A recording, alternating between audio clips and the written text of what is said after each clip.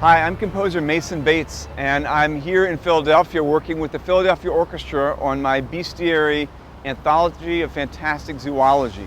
This is a symphonic piece that brings to life different mythological creatures. It's a setting of the book of magical realism by Jorge Luis Borges. He described all different kinds of creatures from mythology and literature, such as sirens or sprite, or the Griffin, a flying lion, the Abu al-Ku, which is a snake that goes forwards and backwards. So we've come here to the Philadelphia Zoo to check out the nearest Earth-based relatives of these fantastic creatures. So here we are at Big Cat Falls, where we're looking at the Griffin's nearest Earth-based relative, the lion. A griffin is a flying lion. You can find it throughout mythology and literature, from C.S. Lewis to the Fantastic Beasts movies. I wanted to bring it to life in a way that's true to the mythology of the griffin, but also very much true to the way that Borges describes it in his compendium. According to Borges, the griffin is a combination of a lion and an eagle, and it eats horses. How do you do that musically? Well, in this case, it's the brass. It's a massive solo for 13 timpani, all conjuring the griffin. And then, of course, you have the violins who are conjuring up the galloping horses. As the griffin gets closer and closer to them, you hear the violins get picked off one by one. And there's kind of a climactic moment when the hunting call that the brass are singing come together with the 13 timpani.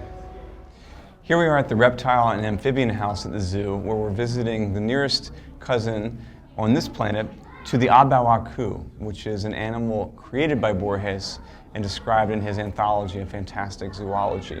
It's an animal that slithers up a circular tower, molts at the top, and then slithers back down. To me, that would be a great opportunity to create a musical palindrome, a piece that goes forwards and then an exact reverse midway through. I love the challenge of creating musical materials, themes, rhythms that have a kind of serpentine quality and also have an exact reverse. And I look both into my experience orchestrationally, but also electronically. There are tam-tams and cymbals that are struck in the first part of the piece that then zip backwards in the second half. And it's nice to be able to come face to face with the snakes in this house to kind of check out whether I got it right.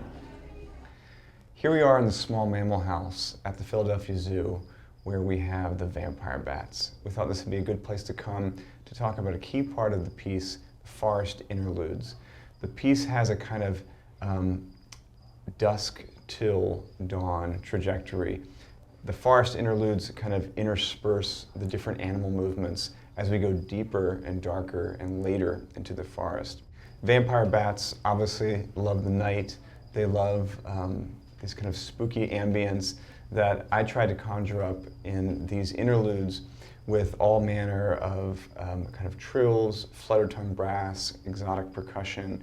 It's important when you have a piece that has so many different kinds of imagery and themes in it to have some kind of a unifying element to it. And these are the forest interludes. The first movement is twilight, and the next one we encounter is dusk. We have night, midnight. The last one is called madrugada, which is a Spanish word that basically means the time between midnight and dawn, almost like a midnight afternoon. We don't have that word in English, but it's very much a real thing, a kind of witching hour. That's the longest movement of the piece, when all the different animals kind of fuse together in a kind of insane finale.